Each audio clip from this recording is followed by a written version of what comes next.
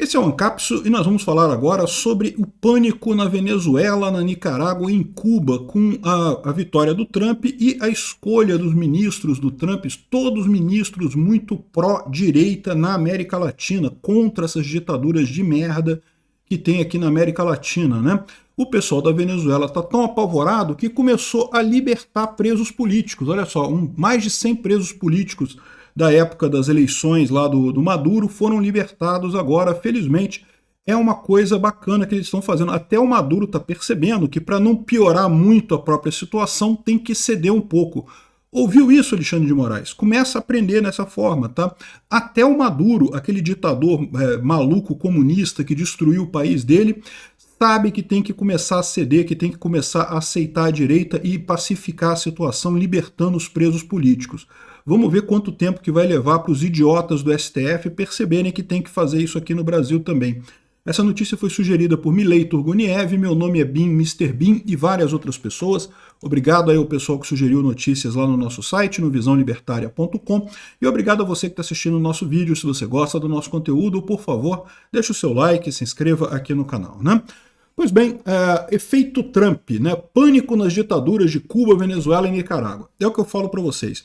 Todos os governos de esquerda da América Latina não gostaram da vitória do Trump, né? Todos ficaram preocupados. O Lula está preocupado, o Gustavo Petro está preocupado, a mulher lá do Peru está preocupada, está todo mundo preocupado na América Latina, governo de esquerda, evidentemente, né? Porque sabem que isso indica uma nova correlação de forças, né? É muito mais do que meramente uma votação mais à direita, é a confirmação de uma tendência à direita mundial que já é grande aqui na América Latina, é grande na Europa também. O pessoal fala pouco da Europa, porque a Europa de fato é muito mais socialista que o resto do mundo, né? O paizinho sossa realmente é a Europa ali, o continente sossa que é a Europa, né? Mas mesmo ali você já tem uma tendência para a direita muito grande, né? É que a esquerda está conseguindo segurar as pontas na Europa ainda, pelo menos na Europa ocidental, porque isso é outra coisa também. Se você vier para o lado de cá, onde eu tô na Ucrânia agora nesse momento, né? A Europa Oriental, a Europa do Leste, o pessoal não quer nem ouvir falar de esquerda aqui, tá? Porque esquerda é a União Soviética, né? É o pesadelo dessa turma toda aqui. Ninguém quer saber desse negócio aqui. Esquerda aqui é quase palavrão, aqui socialismo é quase palavrão. Então aqui a direita nada de braçada. Aqui na Ucrânia, Polônia, países bálticos, toda essa região aqui, todo mundo, são diferentes níveis da direita, tá? Não tem esquerda, não existe, diferentes padrões de direita por aqui. Então, assim, a Europa como um todo está indo para a direita também, né? Mesmo países como França e Alemanha, que ainda tem uma esquerda muito forte, mesmo ali a direita está crescendo muito. E o Trump nos Estados Unidos mostra que os Estados Unidos estão indo no mesmo caminho e que não tem jeito, as Américas como um todo vão seguir esse caminho. É aquela história que eu falei para vocês, né, que começou a direita a crescer muito com a informação descentralizada e distribuída e, de repente, a esquerda ficou apavorada, viu que estava perdendo apoio, decidiu voltar ao poder a qualquer custo. Fizeram isso em vários países. Na Argentina elegeram o Alberto Fernandes, nos Estados Unidos elegeram o Biden, aqui no Brasil elegeram o Lula. Fizeram de tudo que podia e mais alguma coisa que não podia ainda para eleger a esquerda de volta, esperando consertar o problema. Só que como já mostrou a derrota do Alberto Fernandes lá na Argentina e agora a derrota da Kamala Harris, né, dos democratas lá nos Estados Unidos, isso não resolve o problema. Por quê? Porque os governos de esquerda que tomaram posse são governos fracos, governos que têm que pagar o apoio para se manter no apoio, então a economia vai para o saco, e mais do que isso, essa mudança é uma mudança muito mais profunda do que eles acreditavam. Eles achavam que a direita era um acidente de percurso, um soluçozinho ali. Ah não, porque fizeram um disparo em massa de WhatsApp ali e o pessoal gostou da direita e resolveu para a direita, uma madeira de piroca do Haddad, não sei o que lá, que isso resolveu. É uma ilusão isso, uma idiotice. Nunca teve sentido essa explicação da esquerda para esse tipo de coisa. O que está acontecendo é que realmente a população está mudando de posição política, está nessa conversa descentralizada e distribuída na internet, as pessoas estão se percebendo muito mais conservadoras e religiosas do que eram antes, né, do que se viam antes. E estão indo para a direita, que é o natural disso, né? É o que eu falo para vocês. O Nordeste, por exemplo, é curioso como é que o Nordeste ainda vota no Lula.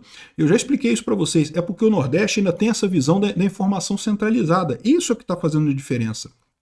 O Nordeste é ainda mais conservador que a média do Sul e do Sudeste e do resto do Brasil. O pessoal lá é extremamente conservador, extremamente religioso. Quando esse pessoal começar a participar mais de discussão em rede social, meu amigo, acabou, o Nordeste vira direita rapidinho, num instante, né?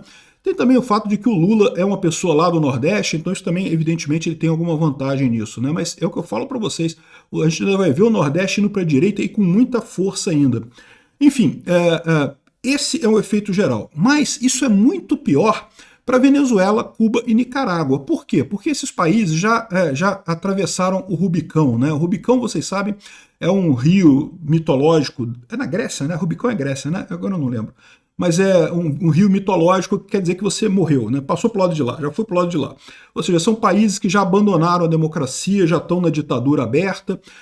Cuba, Venezuela e Nicarágua já não estão nem aí, prendem opositores. O Brasil está quase tá no meio do caminho, já botou o pezinho no Rubicão ali para atravessar o Rubicão, o Brasil, né? Para virar uma ditadura também, né? Estamos no processo, né?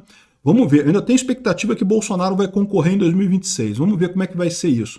Mas em Cuba, Venezuela e Nicarágua não tem mais nada, nenhuma expectativa nisso. Então, esse pessoal já sabe que vai ter cacetada do Trump. E qual que é o problema que eles têm? Os Estados Unidos ainda é o grande parceiro do mundo todo em muita coisa comercial e também em muita coisa de financiamento, tá? E é isso que eu sempre lembro o pessoal gosta de apontar que, por exemplo, que o Brasil, não porque o comércio do Brasil com a China é maior do que com os Estados Unidos, então os Estados Unidos não é mais importante. Não. Dá uma olhada na balança de investimentos para você ver uma coisa. Investimentos da China no Brasil. Tem nada. Investimento dos Estados Unidos no Brasil. Ah, entendeu o problema? Pois é, então assim, ainda tem muita coisa, tem muita ligação do Brasil com os Estados Unidos, e os Estados Unidos é a grande locomotiva do mundo, né? É o que eu falo, não tem como negar isso, né? Os Estados Unidos tem uma força econômica enorme no mundo. A China está crescendo, mas está cheia de problema lá também, e sem apoio dos Estados Unidos, eu suspeito que a China desaba muito rapidamente. Então vamos ver o que vai acontecer nisso daí. Esses países, particularmente, estão preocupadíssimos, né? Além disso, o Trump colocou o Michael Waltz no Conselho Nacional de Segurança e colocou o Marco Rubio nas relações exteriores, né, no Ministério do Exterior. Dois senadores da Flórida que são... o Michael Waltz é congressista, né, deputado, e o Marco Rubio é senador. Mas os dois são da Flórida e os dois têm ligações com a América Latina e são fortemente opositores à esquerda latino-americana. Então o pessoal está apavorado aqui. Em Venezuela, a ditadura do Maduro está liberando presos políticos. Na Nicarágua, Ortega está desterrando sacerdotes e opositores aceleradamente. Enquanto em Cuba, redobram a repressão e a vigilância. O pânico é total. Maduro tem medo. Ele felicitou a Trump por sua vitória, elogiou o civismo dos Estados Unidos e, com quase 2 mil presos políticos e o ungido do Hugo Chávez, pede clemência, mas não abandona o poder. Ou seja, o Maduro sabe que o Trump tem o poder para forçar muita coisa na Venezuela, para destruir a Venezuela se ele quiser. Então ele já começou aqui, ó, liberou um monte de presos políticos, mais de 100 presos políticos, ainda é pouco, perto dos 2 mil quase presos políticos que foram feitos na época das eleições, né? Vocês lembram quando teve as eleições do Maduro, né? O Maduro perdeu, mas deu um golpe e disse que ganhou, e aí começaram protestos muito violentos lá na Venezuela, vários protestos que tiveram lá, e foram reprimidos com muita violência. Um monte de gente foi presa, até crianças foram presas, né? E no final das contas foram liberados 100 desses 2 mil presos políticos. Ainda é pouco, mas já é um primeiro passo disso daí, já é o Maduro mostrando que está preocupado com o efeito Trump. Ele sabe que vai ter que agradar o Trump agora, né? Daniel Ortega também está em estado de pânico. Nicarágua é um estado policial, dobrou a atividade de espionagem em todos os níveis e coisa e tal.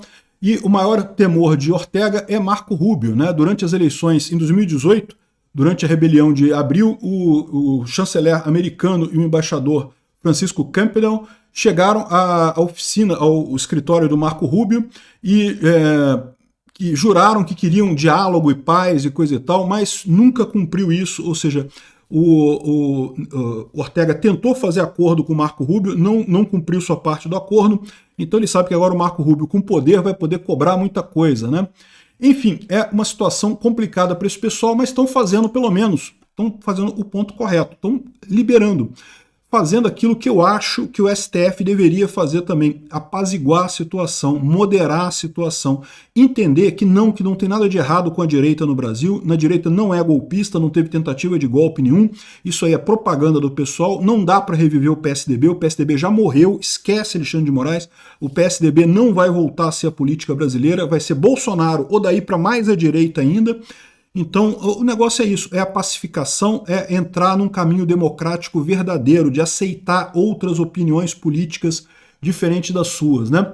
Aqui, ó, vocês lembram que lá na Venezuela teve uma denúncia de crise repressiva depois da eleição na Venezuela, muita gente foi presa lá no negócio, e chegou a ter gente morta na cadeia lá da Venezuela também, olha só, parecido com o Clezão aqui, né? A mesma coisa, um monte de gente presa por protestos depois da eleição aqui no Brasil, inclusive gente morrendo na cadeia, muito triste o caso do Clezão, muito triste o caso do Jesus Martínez Medina, que também morreu na cadeia, ele tinha diabetes tipo 2 e teve o atendimento médico negado. Olha como é que é similar ao caso do Clezão, né? O Clezão também já estava ruim, já tinha aviso até do promotor, né? O Ministério Público já tinha avisado o Alexandre de Moraes para soltar o cara, porque o cara tinha problemas cardíacos e coisa e tal. O Alexandre de Moraes não... tem que prender, bolsonarista, tem que bater, arrebentar e não sei o que lá, acabou matando o cara, né? Maduro fez a mesma coisa, mas agora o Maduro já está cedendo, o Maduro já está indo no caminho correto, já está sendo mais esperto que o Alexandre de Moraes. Isso daqui é o momento da libertação de presos políticos, garoto aqui, meninos foram presos políticos lá, né? Da mesma forma que no Brasil tem um monte de gente lá, de criança lá, de senhoras com bíblia, senhoras de idade, mães de família, pessoas que não têm nenhuma lógica estarem presas lá em Brasília, né? E no entanto, né, a prisão política é realmente muito triste no final das contas, né? Enfim, entenda, aprenda, Alexandre de Moraes, até o Maduro está cedendo. Você vai ter que fazer isso em algum momento. Não fazer isso vai ser pior para o STF. Por quê? Porque vai dar mais força para a direita e vai dar mais certeza de que a gente está do lado certo, que o correto é fazer impeachment de uma leva do pessoal do STF. Em algum momento isso vai acontecer, em algum momento a direita vai conseguir eleger gente suficiente para fazer isso. Obrigado por assistir o vídeo até o final. Além de curtir, compartilhar e se inscrever no canal, considere se tornar patrocinador com valores a partir de R$ 1,99. Clique no botão Seja Membro abaixo para saber as condições e vantagens de patrocinar o canal. Mais informações sobre o nosso projeto, visite nossos sites indicados na tela.